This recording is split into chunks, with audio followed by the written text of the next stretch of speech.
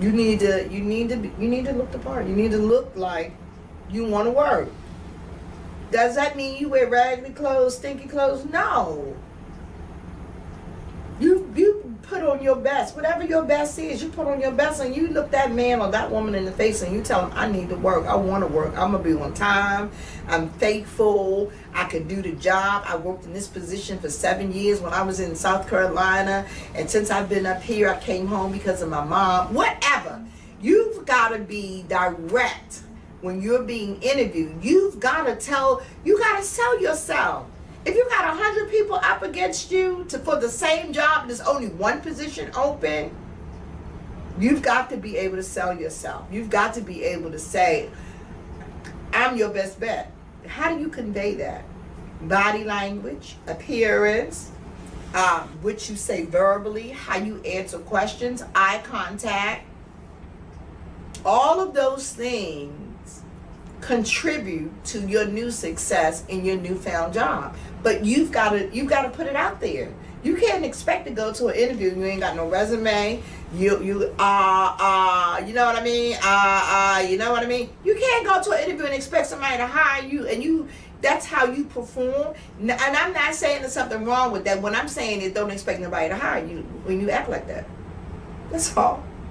If you want something, you have to prepare for whatever it is you want. You can't wake up and say, oh, I'm going to get a job today and I'm going to work for IBM or I'm going to work for Ketchings & Associate. So when you come, if you come here, you have to jump through some hoops. Let me just be the one to tell the truth. I jump through hoops. And this company's named after me. But I have to jump through hoops. In this business that we're in, it is so hands-on. Everything that we do is hands-on. So when somebody comes here, the first thing I would do is send them to my assistant, which is Maureen. Then Maureen would do whatever she does, and then John would get the person.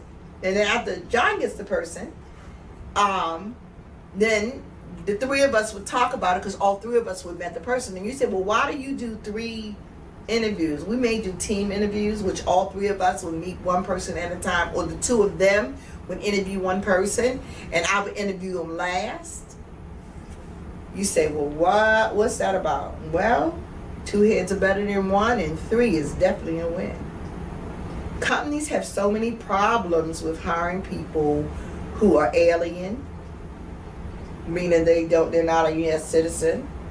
They have problems with people who say that they want to work but don't come to work on time, don't come to work at all, call out sick too much. Those are things that hinder you from getting a job. And when people will tell you, oh, I'm going to call your job, you got to hope the right person answers the phone, because the person that really knows you may tell the truth about you. Make sure it's the right truth. Just make sure it's correct.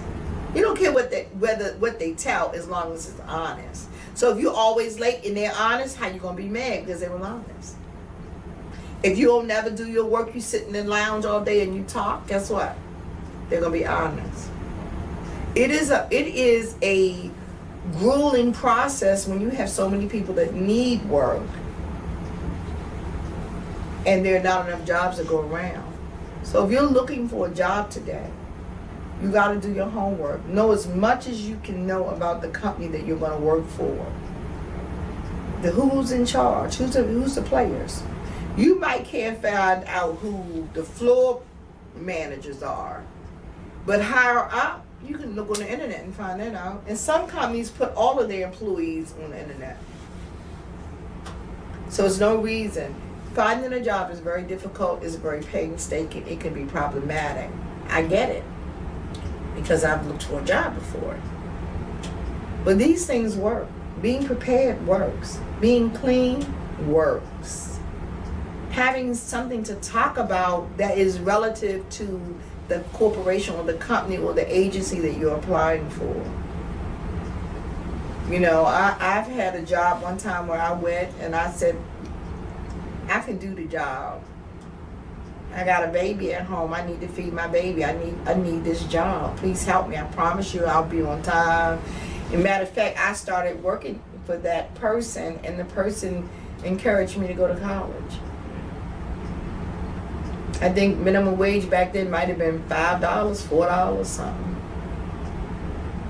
The lady that I worked for saw that she said that she saw I had gifts and talents.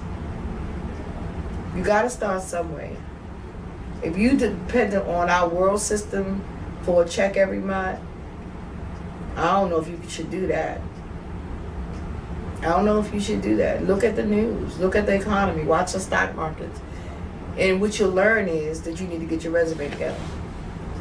You need to get your spill together. You need to go and look at what it is you really want to do.